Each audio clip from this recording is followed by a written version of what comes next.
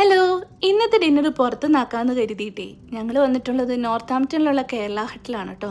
ഞങ്ങളുടെ നോർത്താംപ്ടൺകാരെ സംബന്ധിച്ചിടത്തോളം നല്ലൊരു നാടൻ ഫുഡ് കഴിക്കാൻ വേണ്ടി തോന്നിക്കഴിഞ്ഞാൽ മന്നയും തട്ടുകടയും കേരള ഹട്ടും അങ്ങനെ ഒത്തിരി ഓപ്ഷൻസ് ഇവിടെ അവൈലബിൾ ആണ്.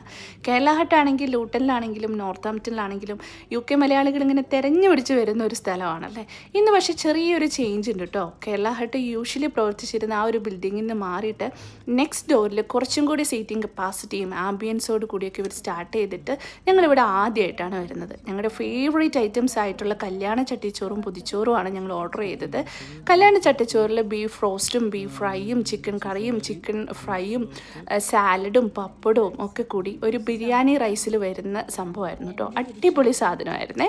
പിന്നെ ഞാൻ ഒരുപാട് നാളായിട്ട് ആഗ്രഹിച്ചിട്ട് ഇന്നിതേ പൊതിച്ചോറ് മേടിച്ചിരിക്കുകയാണ്. പൊതിച്ചോറിലാണെങ്കിലും പപ്പടവും മോരുകറിയും സാമ്പാറും ഓംലെറ്റും ചിക്കൻ ഫ്രൈയും ബീഫ് ഫ്രൈയും അവിയലും അച്ചാറും തോരനും എല്ലാം ഉണ്ടായിരുന്നു. അത് തുറന്നപ്പോൾ തന്നെ നല്ലൊരു സ്മെല്ല് ഇങ്ങോട്ട് വന്നു.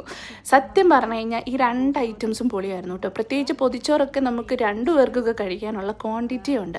അപ്പോൾ ഇനി നിങ്ങൾ നോർത്താംപ്ടണിൽ വരുന്നുണ്ടെങ്കിൽ കേരള ഹട്ട് വിസിറ്റ് ചെയ്യാൻ വേണ്ടിയിട്ട് മറക്കണ്ട കേട്ടോ. ഓർത്തിരിക്കേണ്ട ഒരേ ഒരു കാര്യം എന്താണെന്ന് വെച്ച് കഴിഞ്ഞാൽ യൂഷ്വലി പ്രവർത്തിച്ചിരുന്ന അവിടെ തന്നെ മെർലിൻസ് തന്തൂരി എന്ന് പറയുന്ന ആ ഒരു ബിൽഡിങ്ങിലാണ് ഇപ്പോൾ കേരള ഹട്ട് പ്രവർത്തിക്കുന്നത്. അപ്പോൾ അടുത്ത വീഡിയോ ആയിട്ട് വീണ്ടും വരാം. Bye bye.